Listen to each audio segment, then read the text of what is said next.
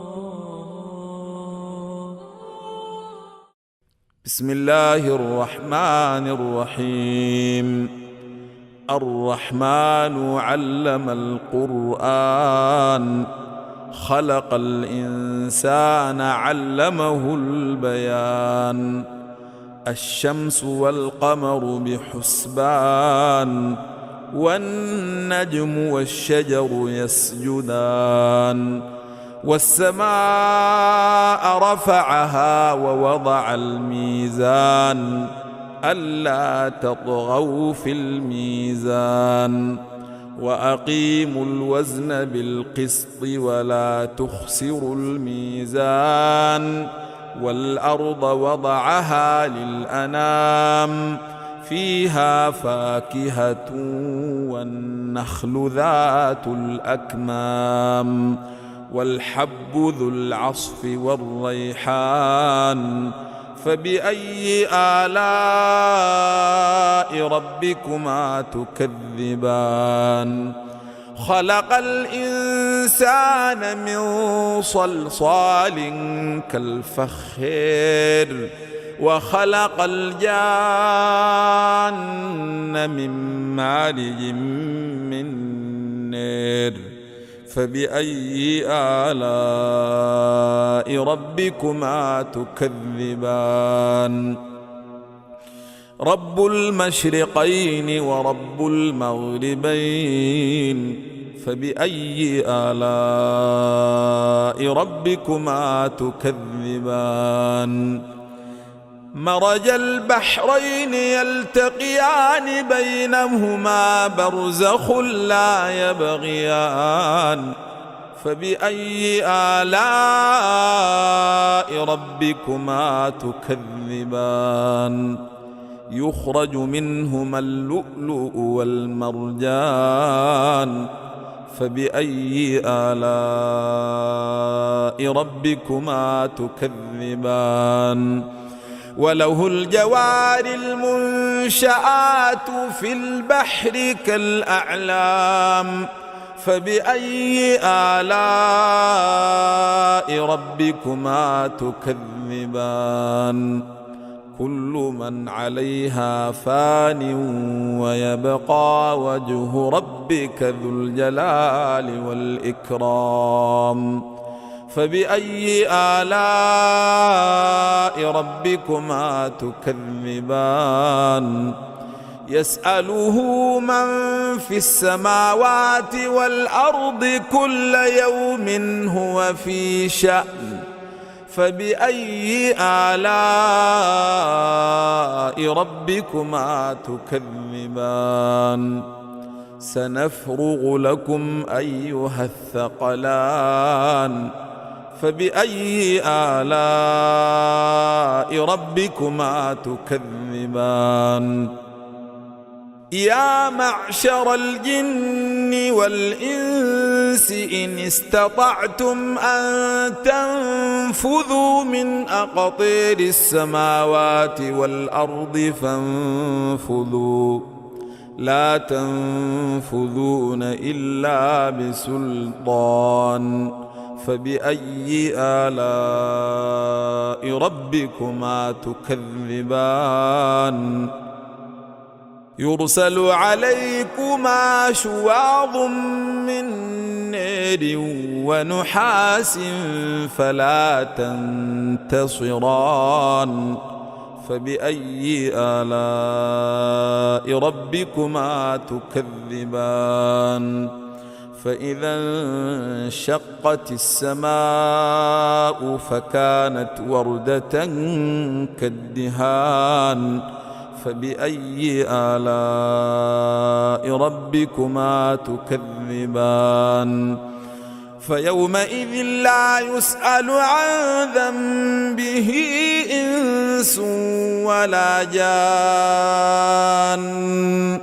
فبأي آلاء ربكما تكذبان؟ يعرف المجرمون بسيماهم فيؤخذ بالنواصي والأقدام. فبأي آلاء ربكما تكذبان هذه جهنم التي يكذب بها المجرمون يطوفون بينها وبين حميم آن فبأي آلاء ربكما تكذبان ولمن خاف مقام ربه جنتان فبأي آلاء ربكما تكذبان ذواتا أفنان فبأي آلاء ربكما تكذبان فيهما عينان تجريان فبأي آلاء ربكما تكذبان فيهما من كل فاكهة زوجان فبأي آلاء ربكما تكذبان متكئين على فرش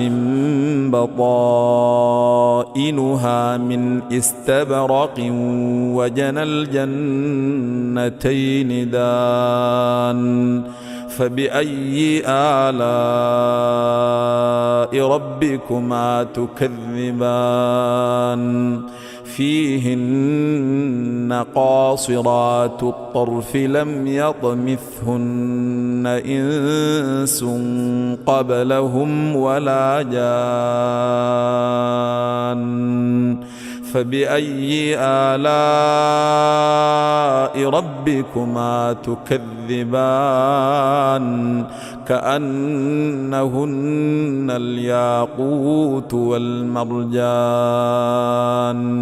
فبأي آلاء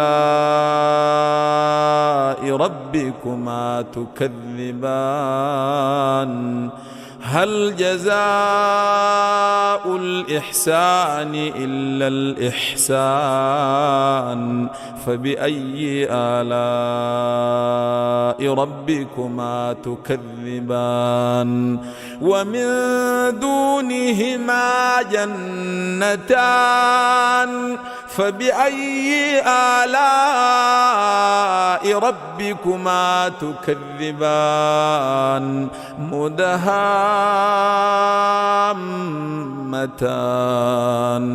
فبأي آلاء ربكما تكذبان فيهما عينان نضاختان فبأي آلاء ربكما تكذبان فيهما فاكهة ونخل ورمان فبأي آلاء ربكما تكذبان فيهن خيرات حسان فبأي آلاء ربكما تكذبان حور مقصورات في الخيام فبأي آلاء ربكما تكذبان لم يطمثهن إنس قبلهم ولا جان